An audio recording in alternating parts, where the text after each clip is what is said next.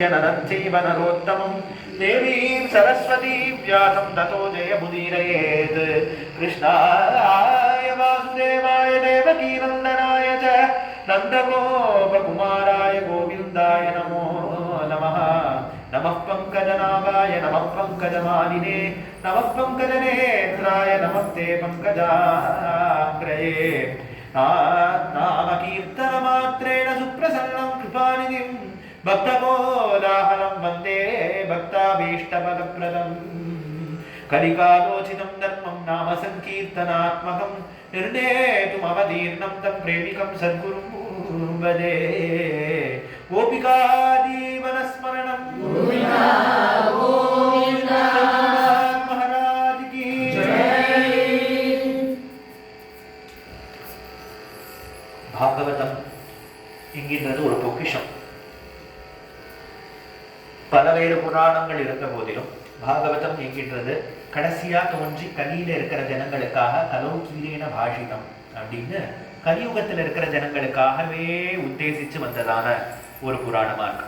ராஜந்தே தாவதன்யானி புராணானி சதாங்கனி யாவன்ன திருஷ்யதே சாட்சாத்து ஸ்ரீமத் பாகவதாதிக அப்படின்னு பாகவதம் முடியும் போது ஒரு ஸ்லோகம் இருக்கு.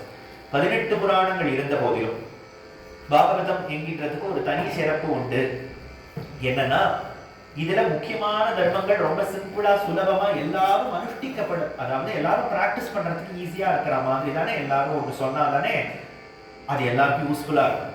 ஏன்னா இப்ப இருக்கிற அந்த சூழ்நிலைக்கு ஏத்த மாதிரி தானே அந்த வழிமுறைகள் எல்லாம் சொல்றதுக்கு சூட்டபிளா இருந்தா தானே அதை எல்லாத்தையும் பின்பற்ற முடியும்.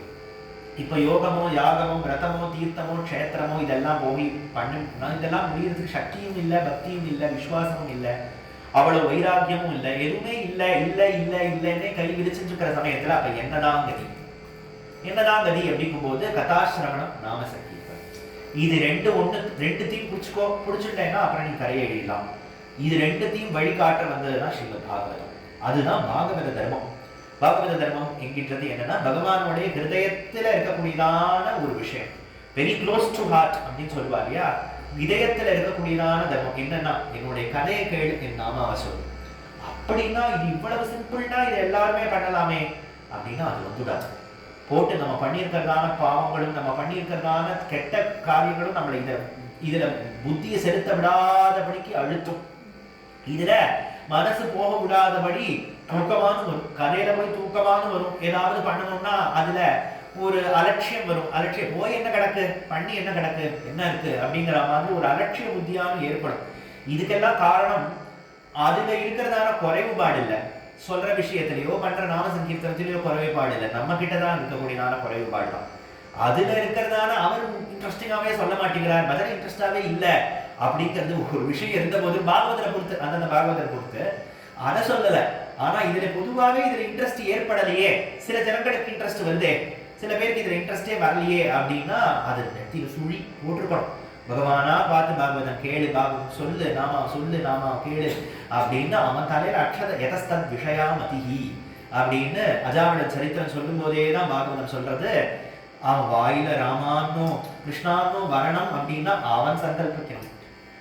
எவ்வளவு ஜென்மா பண்ணதான புண்ணியம், எவ்வளவு ஜென்மால தானம் கொடுத்தோமோ, எவ்வளவு ஜென்மால யோகம் பண்ணோமோ யாகம் பண்ணோமோ, இன்னைக்கு ராமான்னு ஒரு வார்த்தை வாயில வருது அப்படின்னா அப்ப அதோடைய வேல்யூ புரிஞ்சுக்கணும். ஏதோ யாருக்கும் வராத வாழ்க்கை ராமநாமம், எதுவுமே இல்லை, எல்லாமே போச்சு, எல்லாமே நஷ்டம் பிரஷ்டம், அப்படி போனவனுக்கு தான் ராமநாமா, அவனுக்கு தான் ராமா இருக்கு அப்படி நினைச்சுக்காதீங்க. குருநாதர் இப்படி திருப்பி போட்டு எல்லாம் பல ஜென்மாக்களா நீ பண்ணிருப்ப இல்லையா, எவ்வளவு ஜென்மாக்களா என்னென்னலாம் பூர்த்தேஷ்ட தத்த நியமம் தேவ விப்ர குருவர்ச்சனாதி விரதம் அப்படின்னு ருக்மிணி சொல்ற மாதிரி எவ்வளவோ ஜென்மாக்களா நல்ல காரியங்களும் பண்ணதுக்கான பலன் இந்த ஒரு ஜென்மால ஏதோ ஒரு அந்த க்ஷணத்துல ராமா கிருஷ்ணா அப்படின்னு நம்ம வாக்குல வருது அப்படின்னா அப்ப அதோடைய பலன் என்னன்னு சொல்றது. அப்ப இதோடைய பெருமையை காட்டுறதுக்கு தானே பாகவதம் வருது. அதுதான் அதுல இருக்கிறதான முக்கியமான தர்மமா ஆகிறதுனால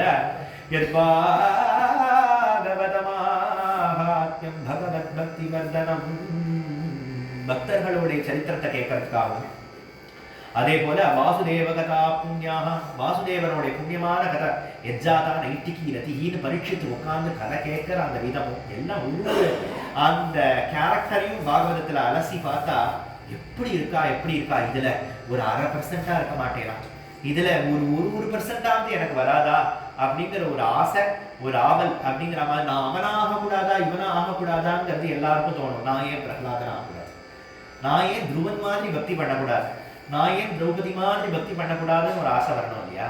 நான் இவாளை போல ஆக போறேன், அவளை போற குழந்தையிலேருந்தே நீ யாரா ஆக போறேன்னு கேட்பா இல்லையா. அப்பதான் யாரா ஆக போற அப்படிங்கும் போது துருவதாசன் ஒரு பக்தன் இருந்தார். துருவதாசன் பிருந்தாவனத்துக்கிட்ட ஒரு பக்தன். அவர் போய் கதையில இதே மாதிரி குழந்தையா இருக்கும்போது கதையில போய் உட்கார்ந்துப்பாரு. போய் உட்கார்ந்துட்டே இருக்கும்போது ஒரு நாளைக்கு அந்த கதை, முதல் நாள் கதை சொல்றவர் துருவ சரித்திரம் சொன்னார். துருவ சரித்திரம் சொன்னார். 2ஆம் நாள் பிரகலாத் சரித்திரம் சொன்னா. கதையிலேயே கேவி அழுவான் இந்த துருவதாசங்கிறவன். அழுதுட்டே இருப்பான்.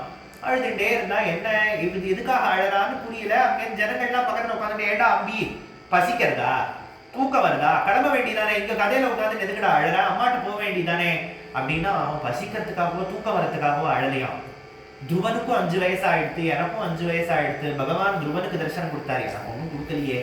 பிரகலாதனுக்கும் 5 வயசு ஆயிடுத்து, எனக்கும் தான் 5 வயசு ஆயிடுத்து. பிரகலாதன் பகவானை பார்த்துட்டான், என்ன பார்க்கலையே அப்படின்னு நினைச்சிட்டு அழுதுட்டே இருக்கிறவன் கதை முடிஞ்ச உடனே அந்த பௌராணிக்கர் அந்த கதை சொல்ற மாமாட்ட போய், நான் பகவானை எப்படி பார்க்கறது, எங்க போய் நான் பகவானை பார்க்கலாம் அப்படின்னு உடனே அவரும், அதெல்லாம் ஏதோ கதைடா, நானே கதை தான் சொல்லினேன், இது முடிஞ்ச உடனே எனக்கு தேங்காய் முடியும் புளியோதரையும் கொடுப்பா, நான் வாங்கிட்டு போவேன் அப்படின்னு சொல்லலையா அந்த மாமா.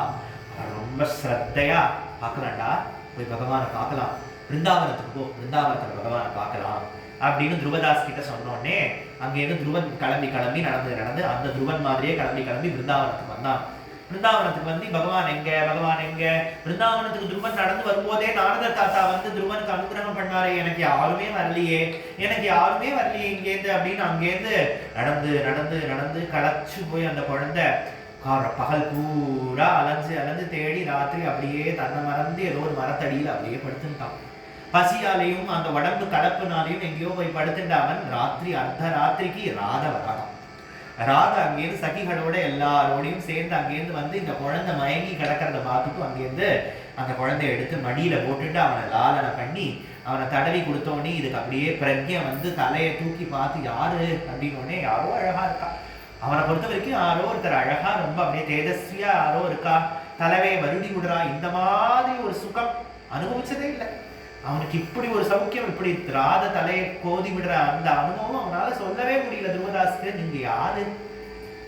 நீங்க யாரு அப்படின்னு கேட்டோடனே, உங்க அப்பா தினம் பூஜை பண்ணுவா இல்லையா 2 பேருக்கு, ராதையும் கிருஷ்ணராதன், ராதை நான் தான்டா அப்படின்னு உடனே, இல்ல நீ எதுக்கு வந்திருக்கீங்க அப்படின்னு கேட்டோடனே, நான் வந்து உம்மாச்சி பாக்குறதுக்காக, கிருஷ்ணனை பாக்குறதுக்காக வந்திருக்கேன், பிருந்தாவனத்துக்கு நான் வந்திருக்கேன் அப்படின்னு உடனே, எனக்கு யாரும் உபதேசம் பண்றதுக்கு யாரும் வரவே இல்லையே, நான் தபஸ் பண்ணணுமே, நான் எங்க போறது என்ன பண்றதுன்னே தெரியலையே அப்படின்னு உடனே அந்த பையன் சொன்ன உடனே ராதா சொல்றாளாம், ஒண்ணுமே நான் வந்ததுக்கு அப்புறமா நீ தபஸ் பண்ணணும், நானே வந்தாச்சே, ஒண்ணுமே நீ என்னதுக்கு தபஸ் பண்ணணும், நான் உன்னை தபஸ் பண்ண விடுவேனா, அதனால நீ இப்போ நான் உனக்கு கிருஷ்ண தரிசனம் கொடுப்பான் அப்படின்னு ஆசீர்வாதம் பண்ணிட்டு அவனை அப்படியே மடியில போட்டுட்டு அவனுக்கு பக்ஷம் போதனங்கள்ல ஏதோ அவனுக்கு பிரசாதங்கள்லாம் அவனுக்கு ஊட்டிட்டு அவனை மடியிலேயே போட்டு தூங்க பண்ணிட்டு பிருந்தாவனத்திலேயே அப்ப வல்லவருடைய அந்த ராதா வல்லப சம்பிரதாயத்துல இருந்த ஒரு கோஸ்வாமி இருந்தார்.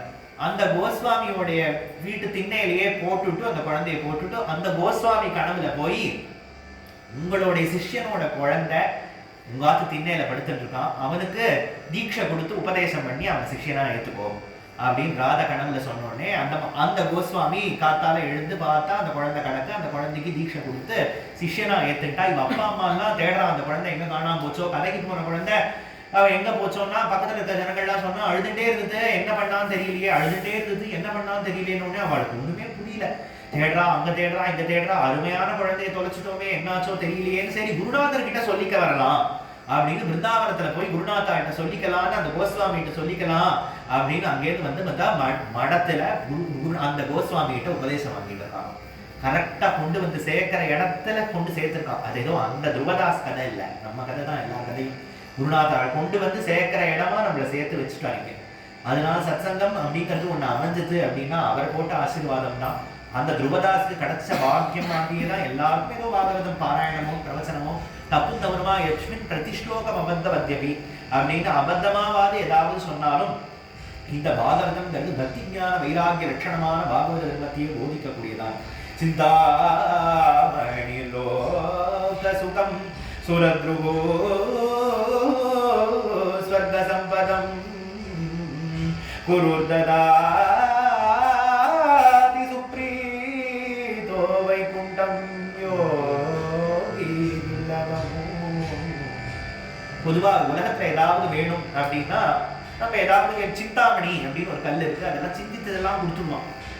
என்ன நினைக்கிறோமோ அதெல்லாம் ஆசைப்பட்டதெல்லாம் கொடுத்துடும். கல்பக விருட்சம்னு ஒண்ணு இருக்கு, அந்த கல்பக விருட்சத்துக்கு அடியில போய் கேட்டானா என்ன கேட்டாலும் கொடுத்துடுவோம். அது எங்க இருக்குன்னு தெரியல, பெருமாள் கோயில வாகனமா புறப்பட்டு தான் பார்த்திருக்கோம். அது அந்த கல்பக விருட்சம் எல்லாம் சொர்க்கத்துல இருக்குன்னு சொல்றா. ஸ்வர்க சம்பதம், ஸ்வர்க்கத்துல போய் என்னென்னலாம் கம்ஃபர்ட்ஸ் இருக்குமோ அதெல்லாம் கொடுத்துருமா. இந்த சிந்தாமணியோ இந்த கல்பக விருட்சமோ எல்லாமே கொடுத்துருமே. ஆனா இது உலகத்துல இருக்கிறதானே ஆசைகள் எல்லாம் தானே பூர்த்தி பண்ணும்.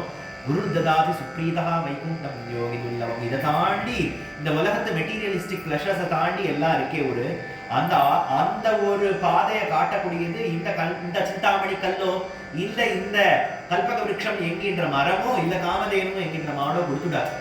அதை கொடுக்கறதுக்கு குருநாதர் தான். அவர் தான் நம்ம ஆசை நம்மளுடைய என்ன வேணும் என்ன ஏதுங்கிறத நம்மளை ஆராய்ந்து அருளியலோர் என்பாவாய்ங்கிறாள் இல்லையா ஆண்டாள். அது மாதிரி ஆராய்ந்து அவனுக்கு என்ன வேணும் ஏது வேணும்ங்கிறத குருநாதர் பார்த்து அனுகிரகம் பண்ணுவார் என்று பாகவதமே ஸ்ரீமத் பாகவதம் சாஸ்திரம் கலோ கீரேண வாசிதம் சொன்னோம் இல்லையா. பாகவதம்ங்கிறதே கலிக்காக தோன்றினதான ஒரு கிரந்தம், எல்லாருக்கும் அருளி செய்ததான ஒரு கிரந்தம். ஸ்ரீமத் பாகவதி வார்த்தா சுராணாம விதுல்லபாமேனிரே பகவத் ரூபம் சாஸ்திரம் பாகவதம் கலோ. பாகவதம் என்கின்றது அமிர்தத்துக்கு ஈடானது. அமிர்தமே அது வந்தா கூட அது துச்சமா நினைச்சானா பரீட்சித். பாகவதம் கதை கேட்கும் போது அவனுக்கு இந்திரன் வந்து கொஞ்சோண்டு அமிர்தம் வேணா குடிக்கிறியா அப்படின்னு கேட்டான். உயிர் போறது இல்லையா 7 நாள்ல குடிச்சுட்டானால உயிர் குழைச்சுமானே குடிக்கிறான். ஆனா இந்த கதை எங்க இருக்கு, இந்த அமிர்தம் எங்க இருக்கு, அமிர்தத்துக்கு ஈடா ஆக்கிடுவேனா இந்த கதையோடைய பலனை அப்படிங்கிறதுனால அமிர்தத்தையும் வெறுத்து தள்ளினான். அமிர்தமும் வேண்டாம் அப்படின்னு ஸ்ரீமத் பாகவதாக்கியோயம் பிரத்யக்ஷ கிருஷ்ணயே வகி ஸ்வீகிருதோசி மயாநாத முக்த்யர்த்தம் பவசாகரே. ஸ்ரீமத் பாகவதம் என்கின்றதே கிருஷ்ணஸ்வரூபம். அதுல இருக்கிற சொற்களும் அர்த்தமுமே ராதையும் கிருஷ்ணனும். எப்படி வாகத்தாக சம்பத்தவும் அப்படின்னு சொல்லும் போதே வாக்கும் அர்த்தமும் எப்படி பிரியாத இருக்கோர் சிவனும் பார்வதியும் இருப்பாளோ அதே போல பாகவத சொற்களும் பாகவத சொல்லோட அர்த்தமும் அதுவே ராதாகிருஷ்ண ஸ்வரூபமா இருக்கு. இது ஒரு பக்தருக்கு அனுபவம். ராமகிருஷ்ண பரமஹம்சர் ஒரு தடவை கங்கை கரையில தியானம் பண்ணிட்டு இருக்காராம். பண்ணிட்டே இருக்கும்போது பார்த்தானா அவர் தியானம் பண்ணிட்டே இருக்கும்போது அவருக்கு ஏத்தாப்புல ஒரு சிக்கப்பலகை, அவர் சிக்கப்பலகையில பாகவதம் இருக்கு. தியானம் பண்ணிட்டே இருக்கும்போது திடீர்னு கங்கையில அவரோட தியானத்துல இந்த காட்சி எல்லாம் அப்படியே அப்படி கங்கை கரையில இருக்கும்போது அங்கேருந்து கங்கையில இருந்தே ராதையும் கிருஷ்ணனும் விளையாடிட்டே வெளியில வராரு. வெளியிலேருந்து வரும்போதே ஆடிட்டும் பாடிட்டும் அவர்கள் அப்படியே தட்டாமாலை சுத்திட்டும் இது மாதிரியே அப்படியே கொஞ்சிட்டும் வந்துட்டே இருக்கிற போது திடீர்னு அவர்கள் ஒரு ஜோதியா மாதிரி அந்த பாகவதத்துக்குள்ள புகுந்தாராம். 2 பேரும் ராதையும் கிருஷ்ணனுமே பாகவதத்துக்குள்ள புகுற அந்த பாகவதமும் ராதா கிருஷ்ணனும் சேர்ந்து ராமகிருஷ்ண பரமஹம்சருடைய ஹிருதயத்துக்குள்ள அப்படியே ஐக்கியமாச்சாம், தியானம் கலைஞ்சுதான். அப்புறம் தோண்டித்தான் என்ன அப்படின்னா ராதாகிருஷ்ணன் வேற இல்ல, பாகவதம் வேற இல்ல, பாகவதம் வேற இல்ல, பக்தனுடைய ஹிருதயம் வேற இல்ல. ராதாகிருஷ்ணனும் பாகவதம் பக்த ஹிருதயமும் ஒன்னா இருக்கு அப்படிங்கிறது அவர் அனுபவமா, பாகவதமே கிருஷ்ணஸ்வரூபம் அப்படின்னு சொன்னோம் இல்லையா, அவருடைய அனுபவமா எக்ஸ்பீரியன்ஸா இதை உணர்ந்தார். அப்படிங்கும் போதே பாகவத மகாத்மியம் அப்படின்னு காத்தால பாராயணம் பண்ணார். இது பல புராணங்கள்ல இருக்கு. பாத்மம், வாராகம், நாரதீயம் போன்றதான பரபுர மத்ஸ்ய புராணத்துல இருக்கு, ஸ்காந்த புராணத்துல இருக்கு, பாத்ம புராணத்துல ரொம்ப பெருசா இருக்கு பாகவத மகாத்மியம். மகாத்மியம்னா அதோட இம்பார்ட்டன்ஸ், அதோட சிக்னிபிகன்ஸ், அதோட பெருமை, அருமை பெருமை அப்படின்லாம் தெரியணும் இல்லையா. அப்ப அந்த பாகவதத்தோட அருமை பெருமைகள்லாம் பாத்ம புராணத்துல நிறைய கதைகள் எல்லாம் இருக்கு. அப்பதானே அந்த வேல்யூ தெரிஞ்சாதானே அந்த ஸ்ரத்தையோட கேட்போம். அதனால ஏற்கனவே சத்தையா இருக்கிறதுனாலதான் நம்ம கேட்கவே வந்திருக்கோம். இன்னமும் அதுல நல்ல ஸ்ரத்தை ஏற்படணும் அப்படிங்கிறதுக்காக பாகவத மகாத்மியம் என்கின்ற கதையை நிறைய அத உள்ளர்த்தமோட இருக்க மாதிரியான கதைகள் எல்லாம் சொல்லிட்டே வருவார். நாரதர் திரிலோக சஞ்சாரியா அங்கேருந்து இங்கேயும் அங்கேயும் தெரிஞ்சுட்டே வந்துட்டார். உலகத்துல இருக்கிற ஜனங்களோட பழகிறதுக்கே அவரால் பிடிக்கல. எல்லாரும் உள்ளொன்று வைத்து புறமொன்று பேசுவார், உறவு கலமாவை வேணும்னு கேட்டுட்டதுதான் இருக்கே தவிர ஜனங்கள் எல்லாருமே சாட்டிய மிஷ்ரஞ்ச சௌஹிருதம் அப்படின்னு சிரிக்கிறாரே தவிர உள்ள மனசுல நல்ல எண்ணம் இல்லை. என்ன குழி பறிக்கலான்னே சிரிப்பா இருக்கு எல்லாருக்கும். அதனால எல்லா ஜனங்களுமே கவனமா இருக்கிறதுனால யாரோடையுமே உண்மையா பழக முடியல நாரதருக்கு. எந்த நாரதர் ராவணன் சபையில போனாலும் வாரும் நாரதரேன்னு கூப்பிட்டாரோ, எந்த நாரதர் கம்சனோட சபையில போட்டாலும் வாரும் நாரதரேன்னு அவரை கம்சனோட பழகிவிட்டார், ராவணனோட பழகிவிட்டார், எல்லாரோடையும் பழகிட்டார். கலியில இருக்கிற ஜனங்களோட பண்ண முடியல. கலியில இருக்கிற ஜனங்களோட அவரால் பண்ண முடியல. ராவண கம்சாதிகளோடய பழகின நாரதருக்கு கலியில இருக்கிற ஜனங்கள், அவனாவது ராவணனாவது நான் ராட்சசண்டா அப்படின்னு ஒத்துண்டான், கம்சனாவது நான் முழு முரடன்டான்னு ஒத்துண்டான். இவன் பார்த்தா நல்லவ மாதிரி இருக்கான், பட்டப்பட்டையா கொட்டப்பட்டையா போட்டுட்டு இருக்கானே தவிர ஆளை பார்த்தா நம்பவே முடியல அப்படிங்கிறதுதான் நம்மளுடைய கதை. அதனால நாரதர் பழகவே முடியாம அங்கே வரதே இல்லையா பூலோகத்துக்கு. சரி, எங்கேயும் அங்கேயும் ஒரே நிம்மதியே இல்லாம அசாந்தி, எப்ப பார்த்தாலும் துக்கம், எப்ப பார்த்தாலும் கவலை கஷ்டம், எப்ப பார்த்தாலும் மூஞ்சி எல்லாருக்கும் சொடங்கியே இருக்கு. யாரை பார்த்தாலும் கவலை. எல்கேஜி படிக்கிற குழந்தையிலேருந்து எல்லாருக்குமே கவலையா இருக்கிறதுனால யாரையுமே பிடிக்காது. சரி, நம்ம பிருந்தாவனம் போயிடுவோம், பிருந்தாவனத்துக்கு போயிடுவோம் அப்படின்னு சொல்லி அங்கேருந்து பிருந்தாவனத்துக்கு போனா கலி கூறாத இடமா இருக்கு. கலியே உள்ள வராத இடமா ஆனந்தமா அந்த இடத்துல அங்கேருந்து வந்து அங்கேயும் இங்கேயும் யமுனை கரையில தெரிஞ்சுட்டே இருந்தாவ. அங்கேருந்து போயிட்டே இருக்கும் போது பார்த்தாலும் திடீர்னு ஒரு குரல் கூப்பிடுறது, நாரதரே நாரதரே அப்படின்னு யாரோ ஒருத்தர் கூப்பிடுறா. யாருடா அது நம்மளை கூப்பிடுறது அப்படின்னு திரும்பி பார்த்தா வயசான 2 குழந்தைகளை பிடிச்சிட்டு இருக்கிறதான ஒரு இளமையான அம்மா. இது என்ன மாத்தி இல்லையே, வயசான அம்மா 2 இளமையான குழந்தைகள் தானே இருக்கணும். இல்ல, வயசான குழந்தைகள் இளமையா இருக்கக்கூடியதான அம்மா அங்கேருந்து நாரதரை கூப்பிட்டோடனே அங்கேருந்து நாரதர் கிட்ட வந்து இரக்க குணமுடையதான சாதுக்கள், அதுலயும் முக்கியமான நாரதர் கிட்ட வந்து யாருமா நீ, என்னாச்சு அப்படின்னு கேட்டோடனே அகம் பக்தி ரிதிக்காதா தனயோ மதோ ஞான வைராக்யநாமானோ காலயோகேன ஜர்ஜரோ உத்பன்னா திராவிடேசாம் பிரத்யும் कर्नाटके गदा क्वचित् क्वचित् महाराष्ट्रे कूर्जरे जिनता गदा वृन्दावनं पुनः प्राप्य नवीनवस्वरूपिणी जाताहं युवती सम्यक् प्रेष्ठरूपादु साम्प्रतौ.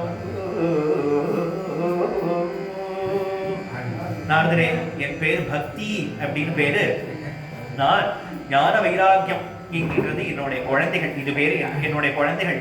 அப்படியே தள்ளாமையோட இருக்காடே இந்த குழந்தைகளுக்கு ஞானம் வைராக்கியம் என்று பேர். நான் திராவிட தேசத்துல தமிழகத்துல தான் பிறந்தேன். கொஞ்ச நாள் கர்நாடகால போய் இருந்தேன், கொஞ்ச நாள் மகாராஷ்டிரத்துல போய் கொஞ்ச நாள் மகாராஷ்டிரத்துல இருந்தேன். குஜராத்துக்கு போய் சேரும் போது எனக்கு வயசே ஆயிடுத்து. உத்தரப்பிரதேசத்துக்கு வந்தபோது எனக்கு ரொம்ப தள்ளாமையே வந்துடுத்து.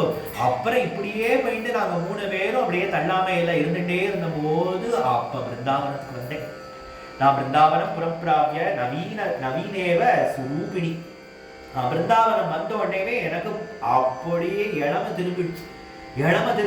ஆனா என்னுடைய குழந்தைகளான இந்த ஞானத்துக்கும் வைராக்கியத்துக்கும் எழுந்து கூட நிக்க முடியல. அவர்களால ஒண்ணுமே ஒரு கால் கூட எடுத்து வைக்க முடியாதுன்னு தோன்றது.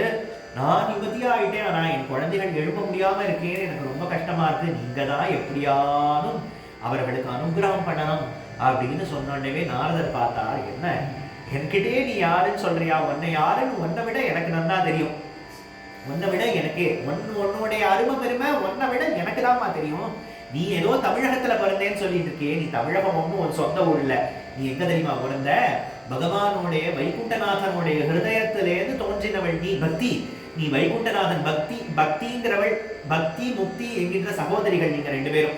முக்திங்கிறவள் வைகுண்டத்திலே தங்கிவிட்டா.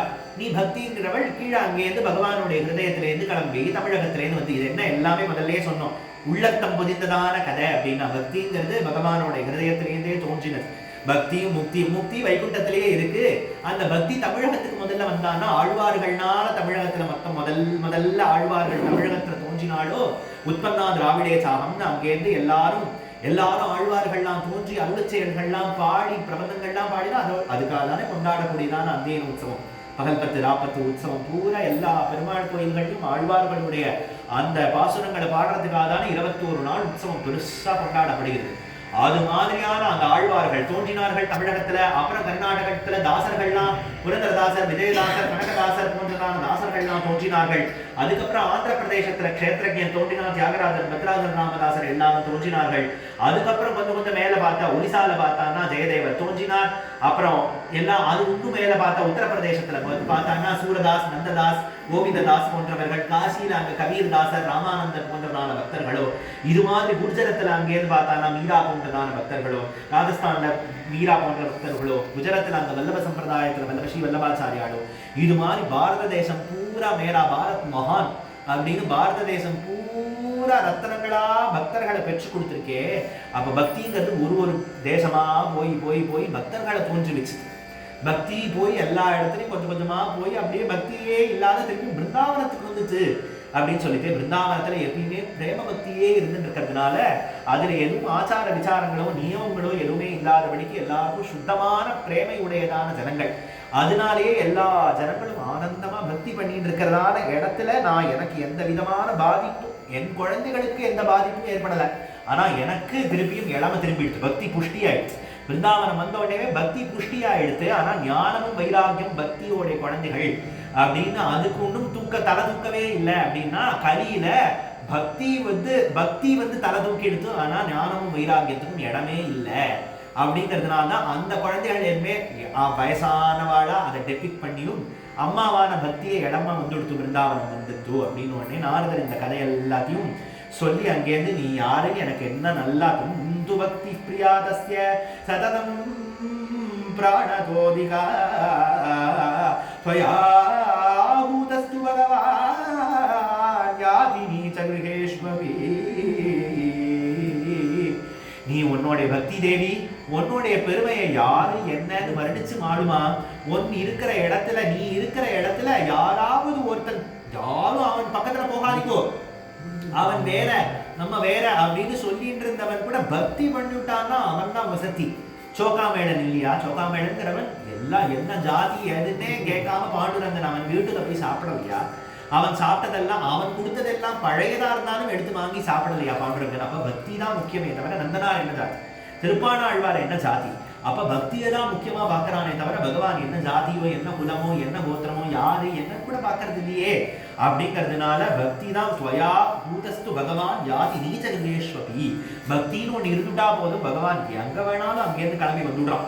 அதனால எப்பலம் நாஸ்தி தபசானயோ கேன சமாதினா தப்பலம் லபதே சம்யக் கலவு கேசவ கீர்த்தனாத். எந்த பலன் தபசுனால அடைய முடியாதோ, எந்த பலன் யோகாபியாசத்தினால அடைய முடியாதோ, எந்த பலன் சமயக் அந்த எந்த சாதனைகள்னாலையும் அடைய முடியாதோ அத கேசவ கீர்த்தனத்தினாலே இந்த கலியுகத்துல அடைஞ்சுடலாம். கலி கெட்டுதல், கலி கொடுமைகள் அப்படின்னு சொல்லிட்டு இருக்கோமே தவிர கலியில இவ்வளவு நல்லது இருக்கே. கலியில நாம சங்கீர்த்தனம் இருக்கே. நாம் ஜன்ம சாஸ்திரேஷு பக்தௌ ப்ரீதிர்ஹி ஜாயதே கலௌ பக்திஹி பக்த்யாத் கிருஷ்ண புரஸ்திதஹ. கலியில பக்தினாலே பகவானை அடைஞ்சுட முடியும். பகவான் பக்திக்கே வசப்பட்டு இருப்பானே தவிர நம்ம போடுறதான யோகமும் யாகத்திலையும் அங்கே அதுல பலவிதமான லோபங்களும் அதுல இருக்கக்கூடியதான குறைவுபாடுகளே அதிகமா இருக்கே தவிர அது பூர்ணமா எதுவும் கிடைச்சுடாதே.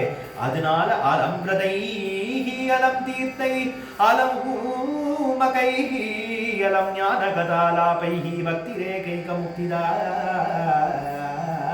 கவலைப்படாத, தீர்த்த யாத்திரை போக முடியலையேன்னு கவலைப்படாத, எங்கேயும் போயிட்டு விரதம் பண்ண முடியலையேன்னு கவலைப்படாத. புரந்தரதாசர் சொல்றார் இல்லையா, ஸ்நானவனரியனோ மௌனவனரியனோ தானவனரியல் அழைய வேடா அபார மகிம ஸ்ரீ புரந்தர விட்டலன ಉಪಾಯದಿಂದಲಿಯ ನಮನವೇ ಕಲಿಯುಗದಲ್ಲಿ ಹರಿನಾಮವನೆನದರೆ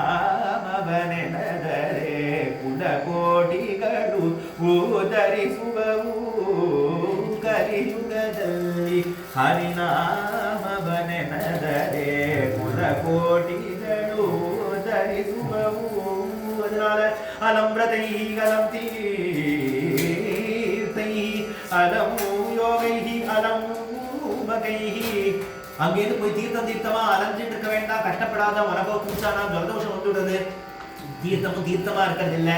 அங்கேருந்து எல்லா குப்பைகளும் எல்லா சாக்கடைகளும் கொண்டு காவேரியும் காவேரியிலும் கங்கையிலையும் யமுனையிலையும் கொண்டு போட்டுடுறா. தீர்த்தம் தீர்த்தமா இல்ல, க்ஷேத்திரம் க்ஷேத்திரமா இல்ல. அவரவர்கள் வசிச்சுட்டு அங்கேருந்து இருக்கக்கூடியதான சாதுக்கள் எல்லாரும் க்ஷேத்திரத்தை விட்டு போயாச்சு. என்ன நடக்கிறதுன்னா கடை தான் நடக்குது. கோயில்ல கதை நடக்கல, கதை நாளைக்கு தான் நடக்க போகுது. கடை தான் நடக்குது பெரும்பாலான கோயில்ல. அதனால கதை நடந்ததான் பரவாயில்லையே, அதனால கடை தான் நடக்குது, வியாபாரம் தான் நடக்குது. அப்படி இருந்துட்டு இருக்கிறதான க்ஷேத்திரம் க்ஷேத்திரமா இல்ல, தீர்த்தம் தீர்த்தமா இல்ல. அதனால நீ வீட்டிலேயே நீ இருந்த இடத்துலயே கோட்டி நது தனுஷ்கோட்டி உண்டக. அதனால தியானமே வரமையில கங்காஸ்ன, ராம தியானமே வரமையில கங்காஸ்னானமே. இதெல்லாம் நம்மளுக்கு தியாகராஜரும் புரந்தரதாசரும் நம்மளுக்கு எல்லாம் கொடுக்குற எடுத்து. அங்கேயிருந்து அலைஞ்சு அலைஞ்சு போகாதப்பா, கஷ்டப்படாதப்பா. நீ இருந்த இடத்துலயே நீ இருந்த இடத்துலயே ராமா கிருஷ்ணா கோவிந்தான்னு சொல்லிட்டு கவலைப்படாத. என்னால அலைய முடியலையே, நான் கோபாலனை போய் ஓடி போய் பார்த்துட்டு இருந்தேனே, இப்ப என்னால முடியலையே அப்படின்னா அந்த பார்த்த நாட்கள் எல்லாம் இப்ப இருக்கும்போது நல்லா இருக்கும்போது ஓடி ஓடி போயிடும். சன்னதிக்கு நல்லா கால் இருக்கும்போது ஓடி ஓடி போயிட்டு அப்புறம் முடியாத காலத்துல அன்னைக்கு கோபாலனை பார்த்தோமே, 5ஆம் திருநாள் ராமர் திருக்கோலத்துல கோபாலனை பார்த்தோமேங்கிறத அங்கே படுத்துட்டே ஞாபகம். நன்னா இருக்கிற காலத்துல பூரா எல்லாத்தையும் கதை கேட்டுடணும், கோயிலுக்கெல்லாம் போயிடணும், நாம சங்கீர்த்தனம் பண்ணிடணும், எல்லாம் பண்ணிட்டு முடியாத காலத்துல அப்புறம் எல்லாத்தையும் அசை போடணும் மாடு மாதிரி. அப்புறம் பிற்காலத்துல என்னென்னலாம் நல்லதுகள்லாம் அனுபவிச்சோமோ அவன் ஏமாத்தினான், அவன் கடன் கொடுத்தான், எவன் நம்மளை ஏமாத்தினாங்கிறத தியானம் பண்றதை விட்டுட்டு கோபாலனை எப்படி பார்த்தோம், எப்படிலாம் கதை கேட்டோம், எப்படிலாம் சத்சங்கத்துல அனுபவிச்சோம், எப்பெல்லாம் ராதா கல்யாணத்தை நமக்கு பண்ணிட்டோங்கிறத விட எப்படி லைஃபை மாத்திக்க வேண்டாமோ அது நம்ம கையியா இருக்கு. முதல்ல ஆரம்பிச்சும் போது ஒரு ஸ்லோகம் சொன்னேன், சிந்தாமணி லோக சுகம் அப்படின்னு குருநாதர் பிச்சை போட முடியும். இதுக்கு நம்ம ப்ரீ பிளான் பண்ணிட்டு இப்படிலாம் பண்ண போறோம்னாலும் ஜானியரும் முழசு இருக்கும். நம்ம படிக்கணும் அப்படின்னு நினைச்சாலும் இது நடக்காது. குருநாதர் பிச்சை போட்டுட்டாருன்னா எப்படி இருந்தோம் நம்ம லைஃப் எப்படி மாறிடுது. நம்மளா இதெல்லாம் ஈடுபடுறோம், நம்மளா இதெல்லாம் பண்றோம். 10 நிமிஷம் கூட நம்மளால இதெல்லாம் உட்கார முடியாத ஆளு நம்மளுக்கு தெரியாதா? கை முடியாது, கால் முடியாது, ஒதுக்க முடியாது, தூக்கம் வரும், பசிக்கும், எல்லாமே இருக்கிற நிலைமை. அப்படி இருக்கும்போது ஏதோ ஒரு 10 நிமிஷம் நம்மளுக்கு கேட்க முடிஞ்சாலும் அது குரு கிருப்பைதான் அப்படிங்கிறது. அப்ப நம்ம சாதனையில ஒண்ணும் இல்லை, நம்ம சாதனையில ஒண்ணுமே இல்லை அப்படிங்கிறதுனால தான் அப்ப ஆரமகி மகஷி புரந்தர விட்டலன. நீ பண்றதான சாதனைகள் எல்லாம் அவங்க கொண்டு முன்னாடி தட்டுல வைக்காத. ஒன்னை விட படை சாதனை பண்ணவர்கள்லாம் இருக்கா. என்ன போல விரதம் யாரும் பண்ண முடியும் அப்படின்னா ருக்மாங்கத போல இல்ல அம்பரீஷனை போல விரதம் பண்ணிட முடியுமா? என்ன போல பிரம்மச்சரிய விரதம் யாரு இருப்பா? நான் பீஷ்ம தாத்தாவை போல இருக்க முடியுமா? என்ன போல பொய்யே சொல்லாம சத்தியத்தையே பேசவன்னா ஹரிச்சந்திரனை போல இருந்துட முடியுமா? என்ன போல சொல்லி கத்துக்கிட்டே உன்ட்ட என்ன இருக்கு? உன்ட்ட என்ன சாதனை இருக்கு? நீ பண்ண சாதனைக்கெல்லாம் சைபர் தான் சுடிச்சு போடணும். அப்ப உன் சாதனை எதையுமே நம்பாத அவன் கிருபையை நம்பு அப்படிங்கிறதுனால அவன் கிருபையா பார்த்து உன்னை கை தூக்கி உண்டாதே. பாஸ்மார்க் போட்டு ஏதாவது கை தூக்கி உண்டாதான் இருக்கு அப்படிங்கிற மாதிரி இருக்கிறதான ஜனங்கள் அல்லவோ நம்ம. அப்ப நம்மளுக்கு எல்லாம் புடிச்சுக்க வேண்டியதான ஒரு உபாயம் அலம் ரதைஹி அலம் தீர்த்தைஹி அலம் யோகைஹி அலம் மகைஹி அலம் ஞான கதாலாபைஹி பக்திரேக முக்திதா. பக்தி ஒன்றுதான் முக்தியை கொடுக்கும் அப்படின்னு சொல்லி நாரதரே உங்களை போல உபகாரி யார் இருக்க முடியும்? ஜெயதி ஜகதி மாயா யஸ்ய காயாதவஸ்தே வஜன ரச்சனமேகம் கேவலம் சாகலய்ய த்ருவபதவ்யமபியாதோ யத்கிருதா கிருபாதோ த்ருவோயம் சகல कुशलपात्रं ब्रह्मपुत्रं नतोऽस्मि।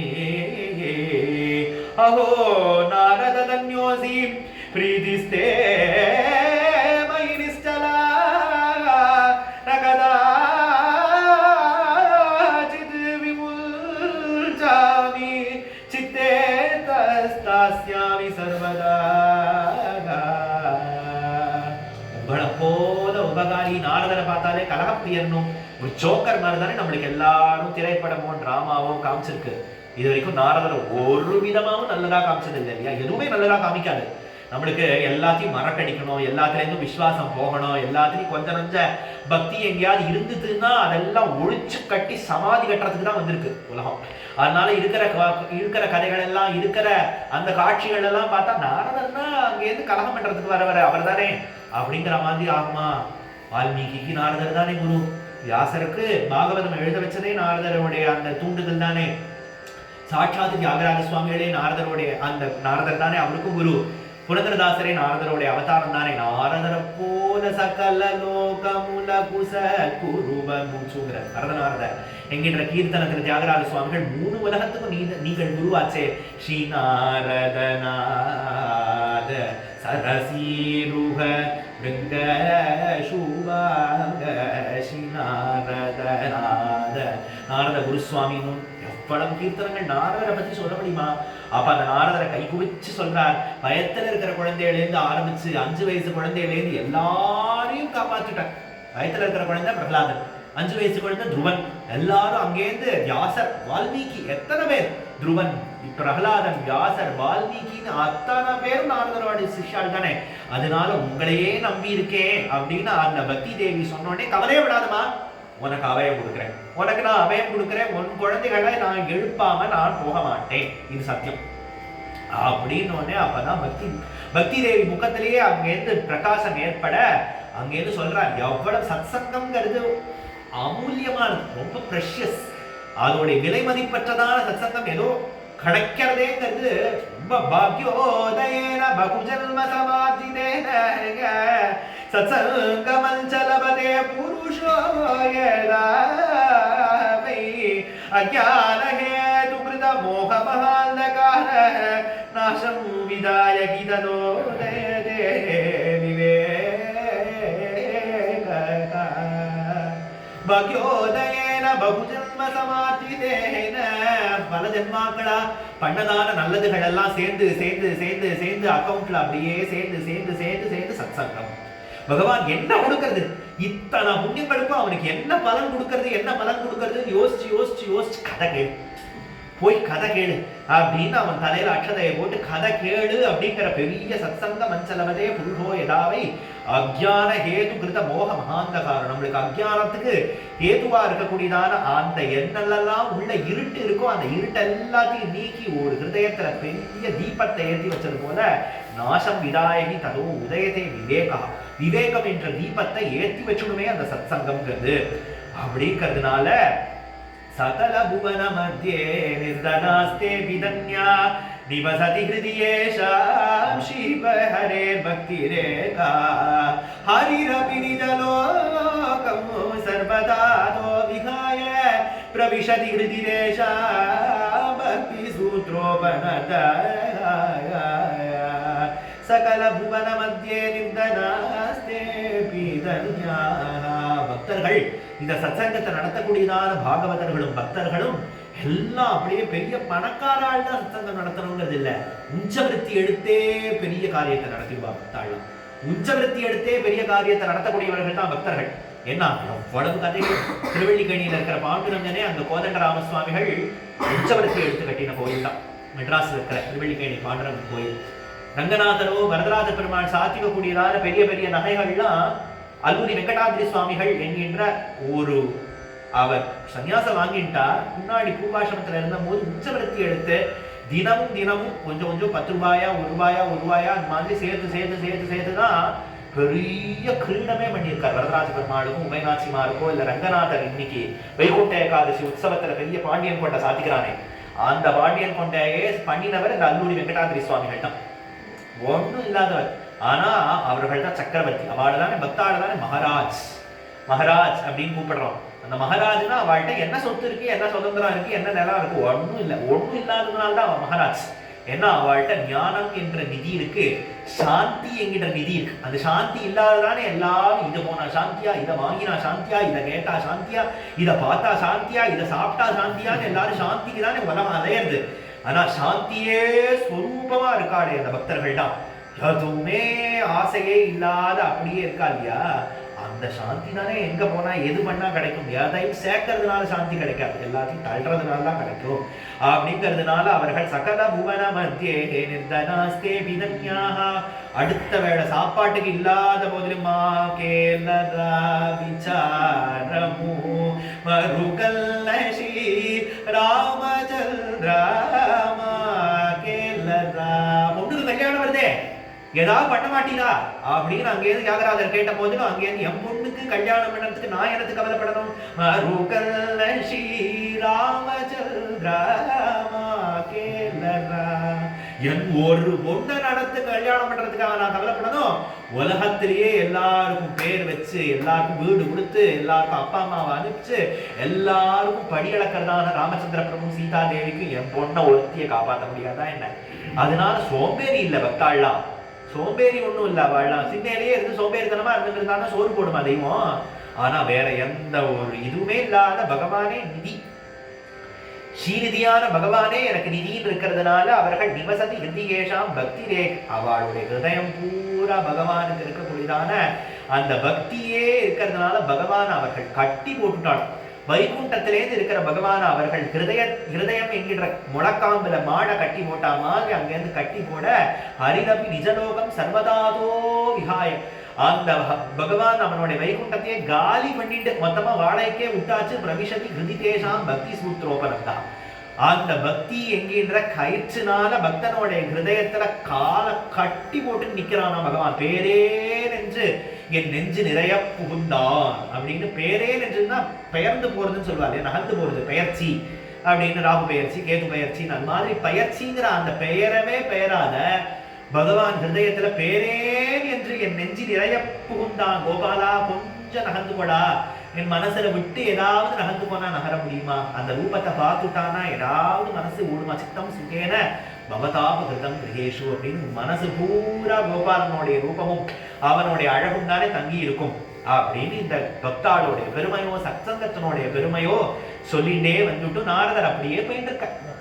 என்னடா பண்றது, இந்த குழந்தையோட ஞானத்தையும் வைராக்கியத்தையும் நான் எப்படி எழுப்புவேன்னு தெரியலையே, எப்படி தெரியலையே நாங்க இருந்து கவலைப்பட்டுட்டே வரும்போது கங்கா தீரம் வழியா வர அங்க பார்த்தா சனகாதிகள் 4 பேரும் வரா. சனக சனந்தன சனாதன சனத்குமாரர்கள் 4 பேரும் வந்தோடனே, நாரதரே உலகத்துல இருக்கிறவா எல்லாரும் கஷ்டப்பட்டாலும் நீங்க தானே அவர்களை எப்படியாவது உபதேசம் பண்ணி அவளை எப்படி உற்சாகப்படுத்தி அவளை கிளப்பி எதையாவது பண்ணிடுவேள், நீங்க உங்க முகத்துல ஒரு கஷ்டமா கவலையா, என்ன ஆச்சு, என்ன பிரச்சனை அப்படின்னு கேட்டவொடனே அங்கேருந்து நாரதர் சொல்றார், இது மாதிரி நான் பிருந்தாவனத்துக்கு போயிருந்தேன், பக்தி தேவியை பார்த்தேன், அவளுடைய 2 பிள்ளைகளை ஞானம் வைராக்கியத்துக்கு எவ்வளவோ பண்ணி பார்த்தேன், எழுப்பவே முடியல. கீதை படிச்சேன், பாராயணம் பண்ணேன், வேதா பாராயணம் பண்ணேன், அதை பண்ணேன், இதை பண்ணி எழுப்ப முடியல, என்ன பண்றதுன்னு தெரியாம இப்படி சளைச்சு போயிருக்கேன். அப்போ ஒரு அசரீரி வாக்கு வந்து, அசரீரி வாக்கு சொல்லிட்டு ஸ்ரீமத் பாகவதத்தை சொல்லு, அப்ப உன்னால பண்ண வேண்டியதான பெரிய ஒரு காரியம் இருக்கு, ஒரு பண்ண வேண்டிய பெரிய காரியம் இருக்குன்னு அசரீரி காரியம்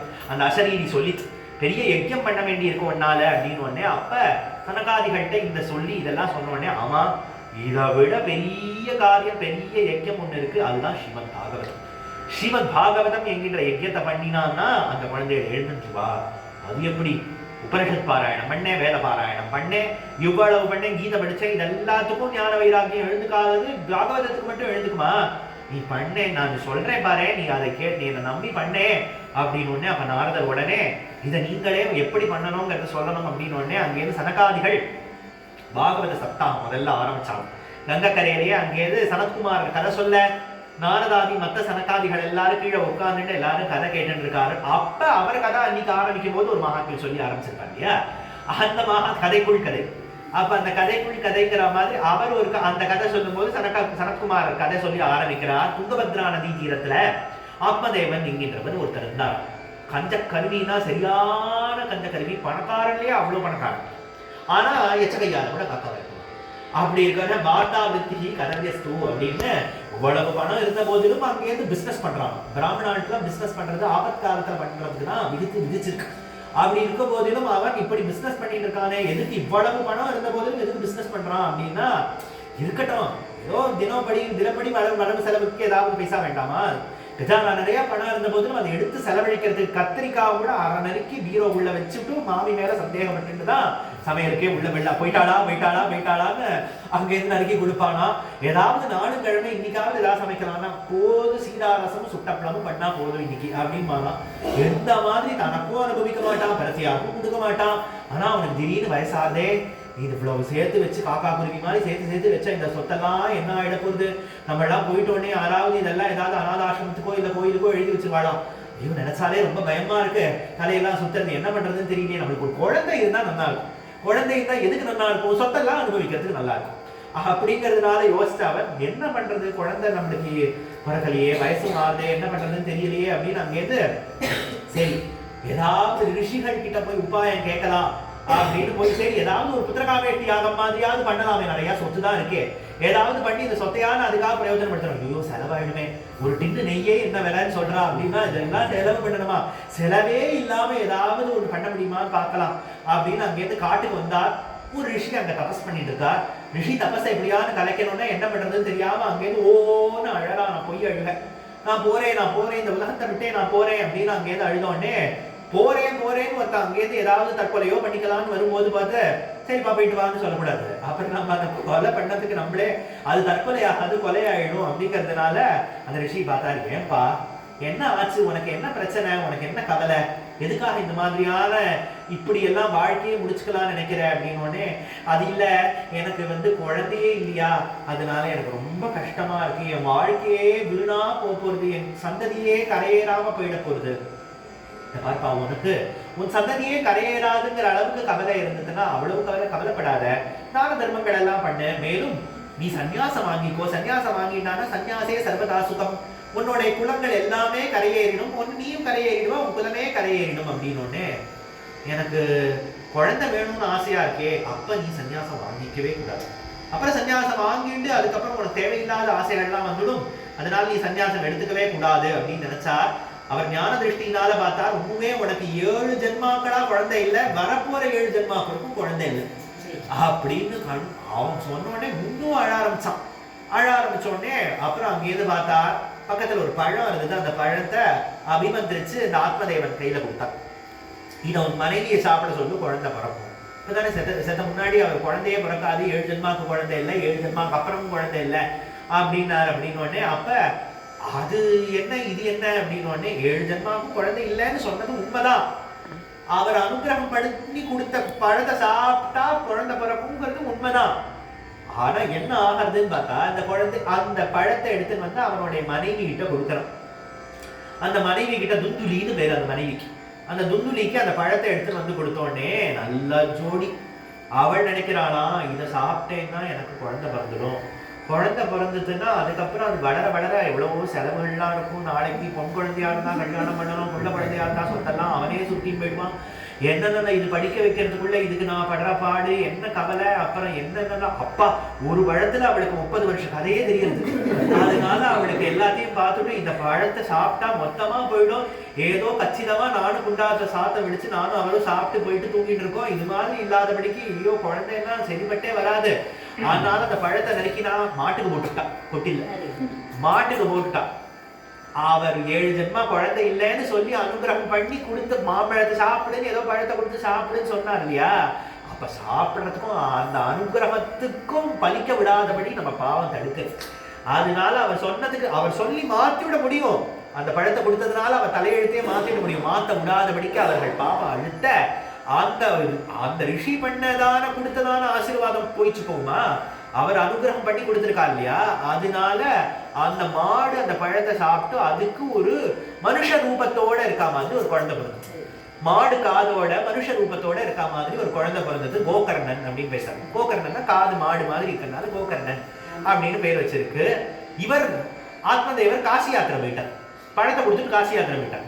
காசி யாத்திரை போயிட்டான்னா இவர் யோசிச்சானா, அடடே ஊர்ல இருந்து இவர் வந்தாருன்னா குழந்தை எங்கன்னு கேட்பாரு, என்ன சொல்றதுன்னு தெரியாதுன்னா இவர் தங்க அப்பதான் அவ கர்ப்பமா இருக்கா, தங்க கர்ப்பமா இருக்கா அப்படின்னு உடனே அந்த குழந்தைய வாங்கிட்டு ஊர்ல இருந்து வந்த உடனே நம்ம குழந்தை அப்படின்னு காமிச்ச உடனே அவன் வளர்த்துட்டு இருக்கான். அவனுக்கு துந்துகாரி அப்படின்னு பேர் வச்சு அவனை வளர்த்துட்டு இருந்தான்னா இந்த கோகர்ணனும் ஒரே வீட்டுல தான் வளர்றான், துந்துகாரியும் ஒரே வீட்டுல தான் வளர்றான், 2 பேரும் ஒரே வீட்டுல தான் வளர்றான். ஆனா என்ன டிஃபரன்ஸ்னா, அந்த கோகர்ணன் ரொம்பவே சாத்விகமா ரொம்ப சத்தா பக்தியோட ரொம்பவே நல்லவனா இருக்கான், அப்பா அம்மா பேச்சுக்க அடங்கி மாட்டுக்கு பிறந்த புள்ளதாங்கிறதுனால. ஆனா எந்த விதத்திலையும் அவர் டிஃபரன்ஷியேட் பண்ணியும் பார்க்கறதுல இவனும் அங்கேருந்து எந்த விதத்திலையும் அப்பா அப்பா அப்பா அப்பான்னே அவன் அப்படியே ஆசையோட இருந்துட்டு இருக்கான். ஆனா இவனை என்னமோ சொந்த பிள்ளைன்னு நினைச்சிட்டு இருந்தான்னா இந்த துந்துகாரி பண்ணக்கூடாத காரியங்கள் எல்லாம் பண்றான், மதுபானம் பண்றான், வேஷாஸ்திரி சங்கமம் பண்றான், அங்கேருந்து குடிக்கிறான், அடிக்கிறான், அப்பா அம்மாவே அடிக்கிறான், செம்மையா அடிக்கிறான். ஒன்னும் பணத்தை எங்க வச்சிருக்க,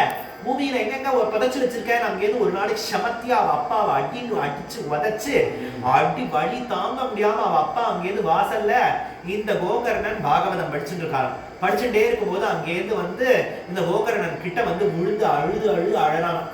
என்ன அடிக்கிறான்ப்பா இவன் இந்த துண்டுகாரி அடிக்கிறான், என்னால தாங்க முடியலையே, என் பிள்ளை இப்படி அடிக்கிறானே அப்படின்னு உடனே, ஏப்பா இவ்வளவு அடி வாங்கின போது உன் புள்ளங்கிறியே, யாருப்பா உன் புள்ள? தேஹே ஸ்தீமாம்ச ருதிரே அபிமதிம் ஜஜத்வம் ஜாயா சுதாதிஷு சதா மமதாம் விமுஞ்ச பஷ்யா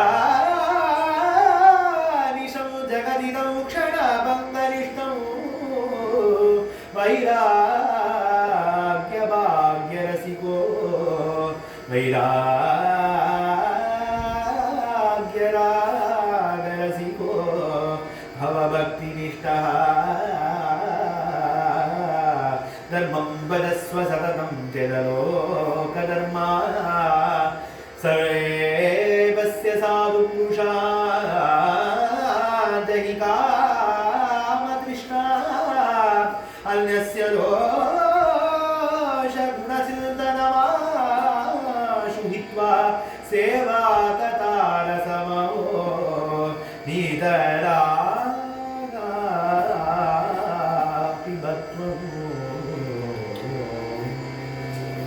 எதுப்பா உன் புள்ள? யார் உன் புள்ள? இந்த உடம்பு இதுவா, அல்லது இதுக்குள்ள ஓடக்கூடியதான இந்த ரத்தம் அதுவா, இல்ல அதுக்குள்ள இருக்கக்கூடியதான எலும்புகள்லாம் அதுவா? அது மேல அபிமானம் வச்சிருக்கியா? எது மேல அபிமானம்? இந்த உடம்பு மேலையா, இல்ல இந்த ரத்தத்து மேலையா, இல்ல இந்த எலும்பு மேலையா? எது மேல? தேஹே அஸ்தி மாம்ச ருதிர அபிமதும் யஜத்வம். இதுக்கு அவ்வளவுதான்ப்பா வேல்யூ. இதுக்கு அவ்வளவுதான். நம்மளுடைய ரத்தம் தான் ஒரு சொட்டு கீழே விழுந்துருந்தாலும் சிச்சி தொடச்சு தள்ளு. நம்மளுடைய முடிதான் தலை மேல இருக்கும்போதுதான் இருக்குமே தவிர கீழே இருக்கிறத மத்த பெருக்கி தள்ளுன்பா. நம்மளுடைய நகம்தான் அழகா வெட்டி கட்டி ஒட்டி ஏதாவது நாமத்திலேயாவது அடிச்சுக்கிடுச்சு ஏதாவது பண்ணி ஆசையா வச்சுப்போம். கீழே ஒண்ணு மட்டும் நம்மளுக்கு கண்டதுன்னா சிச்சி அசிங்கம் அப்படின்னு தான் சொல்லுவோம். அப்ப அவ்வளவுதான்ப்பா வேல்யூ, அவ்வளவுதான்ப்பா இந்த உடம்புக்கு, அவ்வளவுதான் நாத்த உடம்புப்பா. இதுக்கு ஜாயா சுதா ஆதிஷு சதா மமதா விமுஞ்ச. உன்கிட்டேந்து தோன்றினதுனால அந்த புள்ள மேல இப்படி ஒரு அபிமானமா, அதனால என்ன உள்ள ஓடக்கூடியதான ரத்தமும் மாம்சமும் இது எப்படியோ அதே போலதானேப்பா. அதனால பஷ்யானிஷம் ஜகனிதம் க்ஷணபங்கனிஷ்டம். அவனுடைய உலகத்துக்கு வரதுக்கு நீ ஒரு காரணமா இருந்தியே தவிர எந்த விதத்தினாலும் எந்த ஒரு பாந்தமும் எனக்கும் அவனுக்கும் கிடையாதுப்பா. அதனால வைராக்யராகரசிகோ பவபக்தினிஷ்டா. கொஞ்சமாம் இதுல இருந்து எல்லாத்தையும் பற்றுதலை ஏற்படுத்திக்கோப்பா. பற்றுதல் இல்லாத பற்றற்ற தன்மையை ஏற்படுத்திக்கோ அப்படின்னு சொல்லி, இப்படியெல்லாம் நான் குடும்பத்தை விட்டுட்டேன்னா அப்புறம் உலகத்துல இருக்கிறவாள்லாம் என்ன பழிக்க மாட்டாளும். எல்லாரும் இப்படி குடும்பத்தை விட்டுட்டேன், குடும்பத்து மேல அக்கறை இல்லை. ஆமா, குடும்பத்தை கட்டின்னு அழுதியோ உனக்கு என்ன பேர் கிடைச்சு? இதுக்காகவே உழைச்சியே, இதுக்காகவே பண்ணியே, இதுக்காகவே எல்லாமே தாயே தந்தை என்றும் தாரமே கிளை மக்கள் என்றும் நோயே பட்டொழித்தேன் அப்படின்னு ஆழ்வார் சொல்ற மாதிரி எல்லாரையும் கட்டின்னு அழுதேனே தவிர நல்ல பேரும் இல்லை. கடைசியில போதும் எந்த விதமான ஒரு அந்த ரெகக்னிஷனும் இல்லை, எந்த விதமான ஒரு மரியாதையும் இல்லை. நம்ம குழந்தைகளே நம்மளுக்கு மரியாதை கொடுக்க மாட்டேங்கிறது, இப்படி இருக்கிறது தானே மிச்சமாச்சு. அதனால என்னன்னா தர்மம் பதஸ்வ, உலகத்துல என்னென்ன பேசுறாளோ அதெல்லாத்துக்கும் செவிடாயிடுவான். அதுக்கெல்லாம் காதே கொடுக்காத. தர்மம் பதஸ்வ, தர்மத்தை புடிச்சுக்கோ. சததம் லோக தர்மா, உலகம் 1000 சொல்லும், வாழ்ந்தாலும் சொல்லும் தாழ்ந்தாலும் சொல்லும், அதனால சொல்லிட்டே தான் இருக்கும். அதனால அவளை விடு. சேவஸ்வ சாதுஷா ஜகிகாம கிருஷ்ணா. சாதுக்களை போய் ஆசிரியை, அவர்களுக்கு சேவை செய்து அவர்கள்கிட்டேருந்து கதையை பருகி கதையை கேட்டு அப்படியே உன் வாழ்க்கையை விடுமே. வயசாயிடுச்சுன்னா அங்க எங்க சத்தாகம், எங்க நவாகம், எங்க ராதா கல்யாணம், எங்க சீதா கல்யாணம் போயிடலைன்னா அதுக்கப்புறம் வீட்டுல மரியாதை இருக்காதுங்க குருநாதர். அது மாதிரி நம்மளே நம்ம வாழ்க்கையை எப்படி மாத்திக்கணும்னு தெரியணும். அந்த ஊர்ல ராதா கல்யாணமா, இந்த ஊர்ல சீதா கல்யாணமா, அந்த ஊர்ல நவாகமா, இந்த ஊர்ல சத்தாகமான்னு எங்கேயாவது போய் எங்கேயாவது இருந்துட்டு சௌக்கியமா குழந்தைகள் எல்லாரும் நல்லபடியா தான் இருப்பா அப்படிங்கிற ஒரு நம்பிக்கையோட அவன் வித வச்சவன் ஒண்ணு மரம் வச்சவன் அவனுக்கு தெரியும், தண்ணி விட தெரியுங்கிற மாதிரி பண்ணிட்டு நம்ம கதையை பார்த்துக்க வேண்டியதான் அப்படின்னு. சேவா கதா ரசமகோ நிதராம் விபத்வம். கதையை கேட்டுட்டு சொச்ச வாழ்க்கைய நல்ல விதமா கழியப்பா அப்படின்னு சொன்ன உடனேவே அந்த ஆத்மதேவருக்கு தன்னுடைய பிள்ளையான இந்த கோகர்ணன் சொன்ன உபதேசம் எப்படியோ அங்கேருந்து போய் தன்னுடைய ஹிருதயத்துல அப்படியே எங்கோ பட்டுடுச்சு. அதனால வீட்டிலேருந்து அப்படியே கிளம்பினார். பாகவத புஸ்தகத்தை எடுத்து இந்த ஆத்மதேவன் கையில கொடுத்து, இதை படிச்சுட்டே உன் வாழ்நாளை கடத்துப்பா அப்படின்னு சொன்னோடனே அவர் பாகவத தசமஸ்கந்தத்தையே படிச்சுட்டே அவருடைய அந்திம காலத்துல பகவானுடைய சரணத்தையே அடைஞ்சார் அப்படின்னு அந்த ஆத்மதேவன் கதை முடிஞ்சுட்டா. இந்த துந்துலி என்கின்ற அந்த அம்மாவை இவன் போட்டு அடின்னு அந்த துந்துகாரி அடிச்சு அவளை கொண்டுட்டான். அவளையே கொண்டுட்டான். பெத்தான் அந்த அம்மாவையே கொண்டுட்டான். இவள் வீட்டுல கொண்டு வச்சுன்றதுனால பரஸ்திரிகள் எல்லாத்தையும் கொண்டு வச்சுருக்கானே அந்த பெண்மணிகள்லாம் பார்த்தா இவன் என்னடா அது பெத்த அம்மாவையே கொண்டுட்டான், அங்கே இருந்து கொல்றான், இவள் இது பண்ணக்கூடாத காரியங்கள்லாம் பண்றான். நாளைக்கு இவனை அரசாங்கத்திலேருந்து வந்து அரெஸ்ட் பண்ணிட்டு போனா நம்மளையும் தானே சேர்த்து இழுத்துட்டு போவா. அதனால இவன் இருக்கும் போதே இவன் தலையில கல்ல போட்டு கொண்டுட்டு இவனுக்கு இருக்கிற சொத்தையும் எடுத்துட்டு போயிட்டு நம்ம போயிடுவோம் அப்படின்னு அங்கேருந்து இவனையும் கொண்டுட்டு அங்கேருந்து இவனுக்கு எந்த சம்ஸ்காரமும் பண்ணாம இவர்கள் இருக்கிற சொத்தையும் புடிங்கிட்டு போயிட்டா அப்படின்னு உடனே அந்த கோகர்ணன் ஒரு க்ஷேத்திரமா போயிட்டே இருக்கும்போது இவன் சொந்த ஊருக்கார் இந்த துங்கபத்ரா நதி தீரத்துல அந்த கிராமத்தை சேர்ந்தவர்கள்லாம் பார்க்க நேர்ந்தது. அவன்லாம் பார்த்தோடனே எங்க அம்மா துந்துகாரி எப்படி இருக்கா, என் தம்பி அந்த எங்க அம்மா துந்துலி எப்படி இருக்கா, என் தம்பி துந்துகாரி எப்படி இருக்கா, நன்னா இருக்கானா அப்படின்னு அதையம்பா கேட்கிற, உன் தம்பி வந்து அவங்க அம்மாவையும் கொண்டுட்டு அவனும் மற்றவாள்லாம் அந்த பெண்கள்லாம் அவனை கொண்டுட்டாப்பா, சம்ஸ்காரம் கூட இல்லாம அவனுக்கு பண்ண அந்திம காரியம் கூட பண்றதுக்கு ஆள் இல்லாம அவன் அப்படியே அழுகி செத்துட்டான்ப்பா அப்படின்னு சொன்ன உடனே அவன் மனசு ரொம்ப கோகர்ணனுக்கு மனசு ரொம்ப கஷ்டமாயிடுச்சு. கயைக்கு போனார், ஸ்ராத்தம் பண்ணார். அவ அம்மா அப்பா தம்பி எல்லாருக்கும் மனசுல நினைச்சிட்டு கதாதரன் விஷ்ணு பாதத்துல அங்கேருந்து பிண்டம் போட்டுட்டு எல்லா பாபத்துக்கும் பிராயசித்தம் கதாதரனுடைய அந்த திருவடியில போடுறதான பிண்ட பிரதானம் தானே அப்படின்னு நினைச்சிட்டு அவர்கள் நல்ல கதி அடைஞ்சிருப்பா அப்படின்னு மனசால நினைச்சிட்டு தன் ஊர் வழியா வர. ராத்திரியா இருக்கிறதுனால அவர் யோகீஸ்வரர், கோகர்ணன் யோகீஸ்வரரா இருக்கிறதுனால சாப்பாடு வேணாம். அப்படியே ஒரு மண்டபத்துல தன் வீட்டுக்கு பழைய வீடு இருந்துட்டே எந்த வீட்டுல அவ அப்பா அம்மா எல்லாம் இருந்தாலும் அந்த வீட்டுக்கு அப்படியே பக்கத்திலேயே உட்கார்ந்து தியானம் பண்ண ஆரம்பிச்சார். ராத்திரி தியானம் பண்ண ஆரம்பிச்சா திடீர்னு ஒரு நெருப்பு பத்திக்கிற மாதிரி திடீர்னு ஒரு காட்சி. அந்த நெருப்புலயே திடீர்னு குதிரை வரா மாதிரியும் யானை வரா மாதிரியும் வந்தது. திடீர்னு கை காலெல்லாம் இல்லாதபடிக்கு அங்கேருந்து ஏதோ ஒரு கோரமான ஒரு ரூபம் வந்தது. பேச முடியாம இவங்கிட்ட ஏதோ பேச வருது, இந்த கோகர்ணன் கிட்ட ஏதோ பேச வருது. பார்த்தா ஏதோ பிரேதம் தான், ஏதோ ஒரு ஆவி அங்கேருந்து இவன்ட்ட பேசலாம். வரும்போது அங்கேருந்து கையில இருக்கிற தீர்த்தத்தை எடுத்து அது மேல தெளிச்சு, நீ யார், என்ன வேணும் உனக்கு அப்படின்னு கேட்டோடனே, கோகர்ணா என்னை யாரும் தெரியலையாப்பா, நான் தான்ப்பா உன் தம்பி துந்துகாரி. என்னப்பா அது, நீயே இந்த நிலைமையை அடைஞ்ச, நான் உனக்குதான் கயையில போய் பிண்ட பிரதானம் பண்ணேனே, உனக்குடைய பாபங்கள் எல்லாம் நீங்கும்படி உன்னை கரையேற்றதுக்காக கயையிலேயே போய் நான் விஷ்ணு பாதத்துல பிண்டம் போட்டேனே அப்படின்னோடனே, எனக்கு எந்த இடத்துலயும் கயையில என்ன, எந்த இடத்துல என்ன பண்ணாலும் நான் பண்ண பாபங்களுக்கெல்லாம் பிராயசித்தமே கிடையாது, நான் எப்படி கரையேறுவேன்னு எனக்கு தெரியல, நீதான் என்னை காப்பாத்தியே தீரணும், கவலைப்படாத துந்துகாரி, நீ கவலைப்படாத, எப்படியாவது விடுஞ்சனோடனே உனக்கு ஏதாவது ஒரு நல்ல கதியை நான் சொல்லியே தீர்றேன். எனக்கு தெரிஞ்ச ஒரே நல்ல கதி விஷ்ணு பாதத்துல பிண்டம் போடுறதுதான் கயையில போய், அதுலயுமே கரையேறலைன்னா உனக்கு என்ன பண்றதுன்னு தெரியல, ஆனா நான் ஏதாவது பண்ணியாவது உன்னை நான் கரையேற்றியே தீரவே, கவலைப்படாத.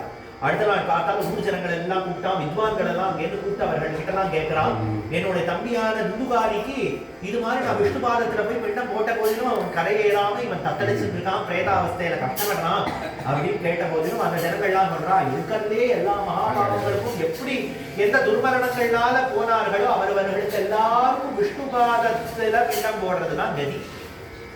அதை தாண்டி எங்களுக்கு பெரியதான பிராயசித்தம் கருதி எதுவுமே இல்லை, சம்ஸ்காரமே இல்லாத உயிர் பிரிஞ்சதான அந்த துந்துகாரிக்கு இதை விட எங்களுக்கு தெரிஞ்சதான மேல ஒரு பிராயசித்தம் கிடையாது, அதனால எங்களால இதுக்கு மேல என்ன சொல்றதுன்னு தெரியல அப்படின்னு கைவிரிச்ச உடனே அந்த கோகர்ணனுக்கும் ஆஹா இவர்களுக்கு எல்லாமும் என்ன சொல்றதுன்னு தெரியல அப்படிங்கிறதுனால வாயமொழின்னு போகிறதுக்கு இல்லையா.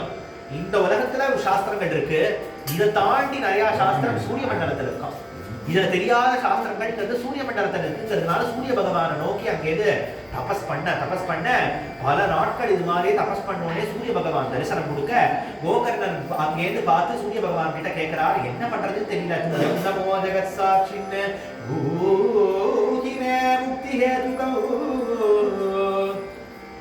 சூரிய தேவா எல்லாத்துக்கும் நமஸ்தவித்தே ஜெகதேக சக்ஷுஷே அப்படின்னு எல்லாத்துக்கும் சாட்சியா இருக்கக்கூடியதான தேவா, உங்கள்கிட்ட நான் பிரார்த்தனை பண்ணி கேட்கிறேன், என்னோட தம்பியான துந்துகாரிக்கு என்ன கதி அப்படின்னு கேட்ட உடனே அங்கேயும் சூரிய பகவான் சொல்றான், ஸ்ரீமத் பாகவதாம் முக்தி சப்தாகம் வாசனம் குரு. ஸ்ரீமத் பாகவத சப்தாகம் பண்ணு, அந்த சப்தாகத்தினாலேயே அவனுக்கு கதி அப்படின்னு சொன்னோடனே உடனே உபாயம் தெரிஞ்சுடுத்து அப்படின்னு அவன் வீட்டிலேயே ஒரு பந்தலை போட்டான்.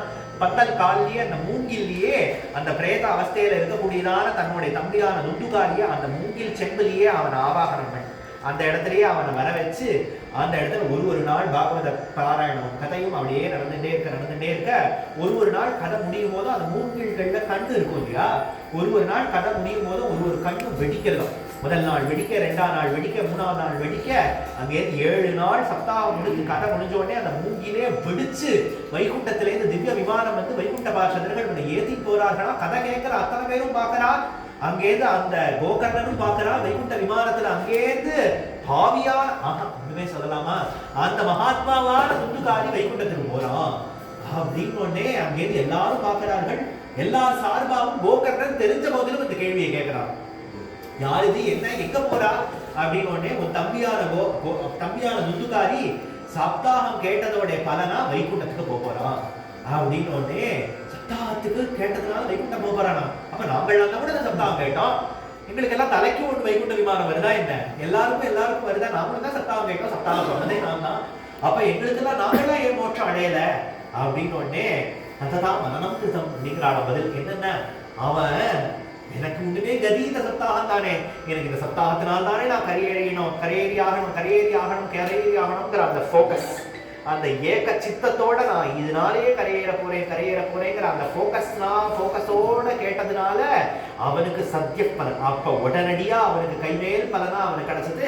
உங்களுக்கு எல்லாருக்கும் மேல இந்த சப்தாகம் முடிஞ்சுடுத்து, அடுத்த வருஷம் சப்தாகம் ஏற்பாடு பண்ணலாமா, அந்த ஊர்ல சப்தாகம் ஏற்பாடு பண்ணலாமா, அடுத்த இடத்துல சப்தாகம் பண்ணலாமான்னு அதுல ருச்சி கண்டவர்களான நீங்கள் ஒன்னும் கேட்கணும் ஒன்னும் சொல்லணும்ங்கிற ஆசை இருக்கிறதுனால இப்படியே வாழ்க்கை பூரா சப்தாகம் கேட்டுட்டே குழந்தைய தூங்க வச்சு அந்த கதை சொல்லியே தூங்க வைக்கிற மாதிரி கதை கேட்டுட்டே கோபாலன் சர்வத்தை அடைச்சு அவ்வளவுதான் அப்படிங்கிற மாதிரி. அப்புறம் வாழ்நாள் பூரா எப்படி போச்சுன்னா கதை கேட்டே என் வாழ்நாள் பூரா போச்சு அப்படிங்கிற மாதிரி ஆயிடும் அப்படின்னு உடனே இது வரலவோ எவ்வளவு பெரிய விஷயம்.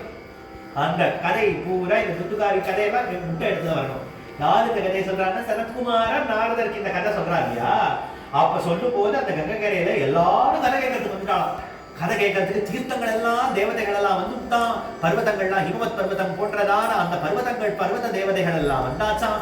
எல்லா தேவர்களும் வந்தாச்சு, சித்தர்களும் வந்தாச்சு, ரிஷிகளும் வந்தாச்சு. என்னென்ன ரிஷிகள் இருக்காளோ எல்லாரும் அந்த சப்தாகம் நடக்கிற இடத்துக்கு வந்தாச்சான். பொதுவா இந்த இடத்துலயே குருநாதர் சொல்லுவார் என்னன்னா, சப்தாகம் நடக்கிற இடத்துலயே எல்லா தீர்த்தமும் வந்துடும். எல்லா இடத்துலயும் கிருஷ்ண பிரியம் சகல கல்மஷநாசனம் ச முக்தைகஹேதுமிஹ பக்தி விலாசகாரி சந்தக்கதானகமிதம் விபதாதரேண லோகே ஹி தீர்த்த பரிசீலன சேவயாக்கிம்.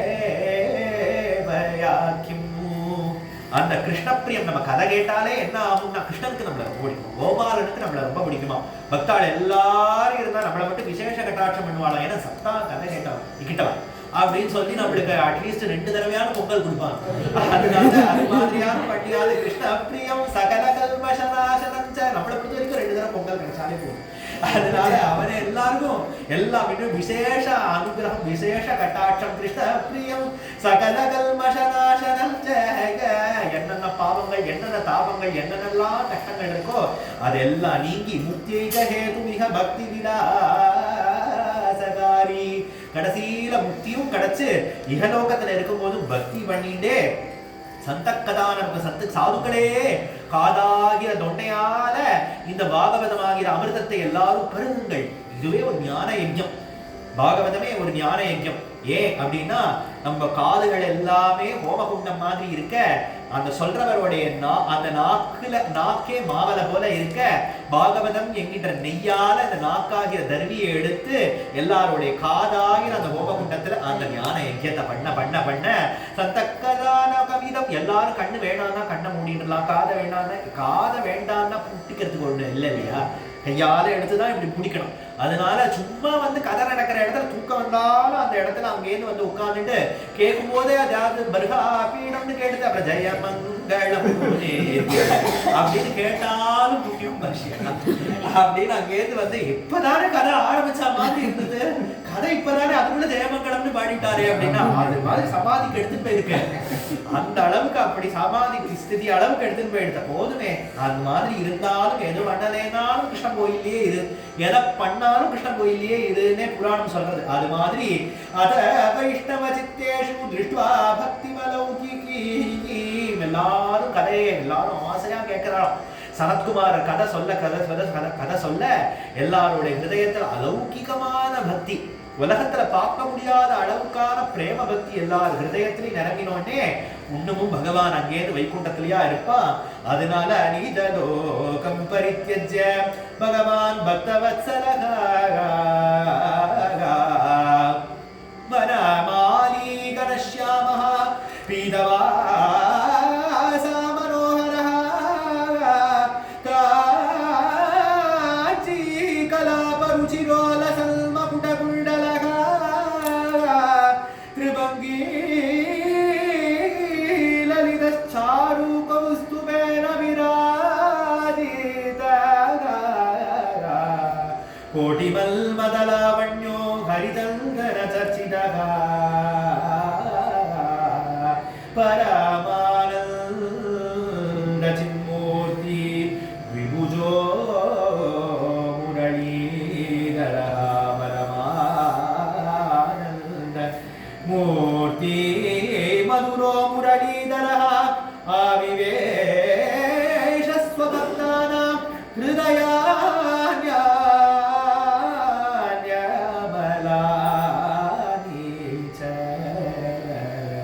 பக்தர்கள் மத்தியில அங்கேயிருந்து பக்தர்கள் எல்லாம் பாகவதம் சொல்லிட்டே இருக்காங்க.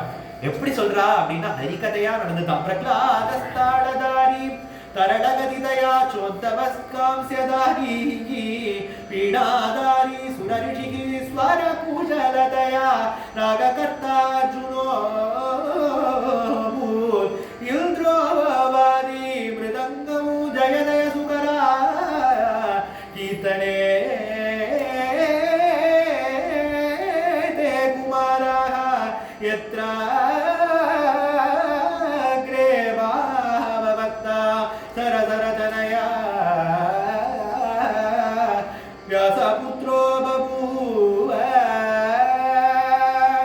அங்கேருந்து சுக்கரே பாகவதம் சொல்ல பிரகலாதஸ்தாளதாரி பிரகலாதனே அங்கேருந்து வெங்கலதாளம் போல, உத்தவனே அங்கே பிரகலாதனே சிப்ளா போட, உத்தவனே வெங்கலதாளம் போட, வீணாதாரி சுரரிஷி ஹரிகதைக்கு வீணை வாசிக்கிறதுக்கு நாரதரே அங்கேருந்து வீணை எடுத்துட்டு வந்துட்டார்.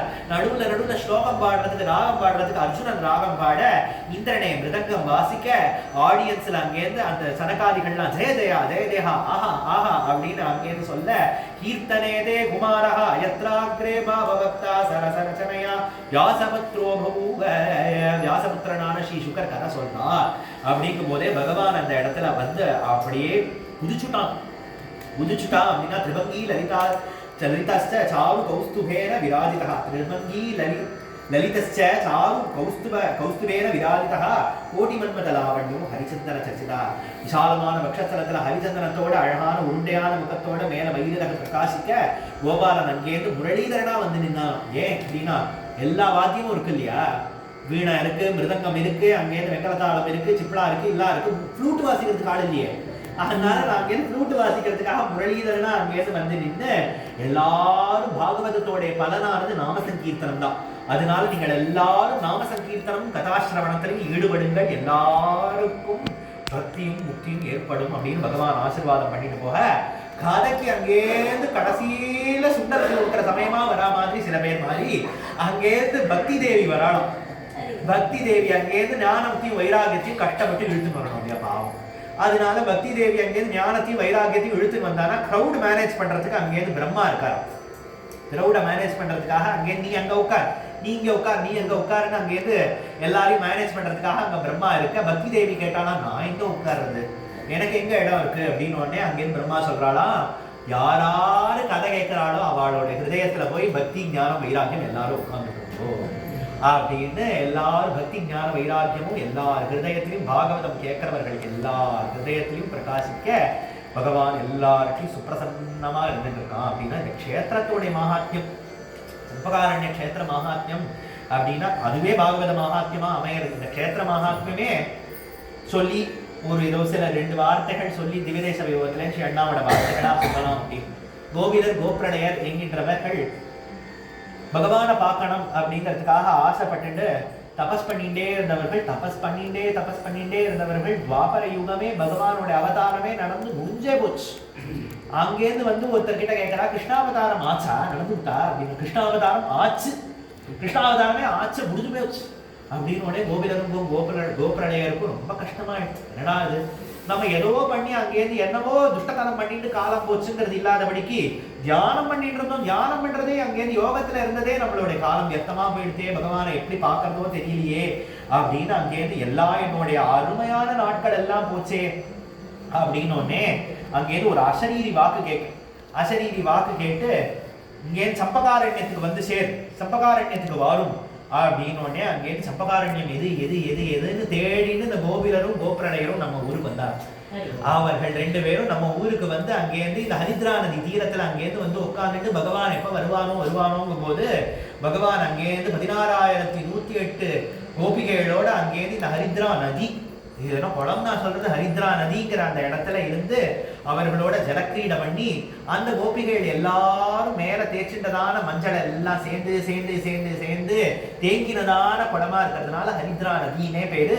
எல்லாரும் அந்த ஜலக்கிரீடை பண்ணிட்டு போட்டியா யாரு முதல்ல குளத்திலேருந்து எழுந்து வந்து முதல்ல அலங்காரம் பண்ணிக்கிறார்களோ அவர்களே வின்னர் அப்படின்னு உடனே பகவான் அங்கேருந்து தானே கடைசியா இருக்க ஒரு கோபி ஜெயிக்க கூடாதுங்கிறதுக்காக அவளுடைய வஸ்திரத்தை, பொதுவா இதை வேற வருஷனா சொல்றது வழக்கம், தானே அந்த இடத்துல அந்த வஸ்திரத்தையே எடுத்து ஏக வஸ்திரமா கட்டி கொண்டு ஒரு கோபியோடைய தோடும் தன்னுடைய குண்டலத்தையும் காதல போட்டுக்கொண்டு அங்கேருந்து ராஜமன்னாரா ராஜகோபாலனா நின்று எல்லா பக்தர்களுக்கும் அன்றைக்கும் இன்றைக்கும் என்றைக்கும் ஏதோ கோயில்ல இருக்கிற அச்சாவதார பெருமாள் நான் சொல்றது, அங்கேருந்து போய் கண்டத்தை கிள்ளிவிடலாம் போல இருக்கான் இல்லையா கோபாலன். அதனால அந்த அழகோட இருந்துட்டு நம்மளுக்கு எல்லாருக்கும் காட்சி கொடுத்துட்டு இருக்கிறதான கோபாலன் மேல நாளையிலேருந்து ஸ்ரீ கிருஷ்ண லீலைகளா தசமஸ்கந்தம் ஆரம்பம். கோபிகா ஜீவன ஸ்மரணம்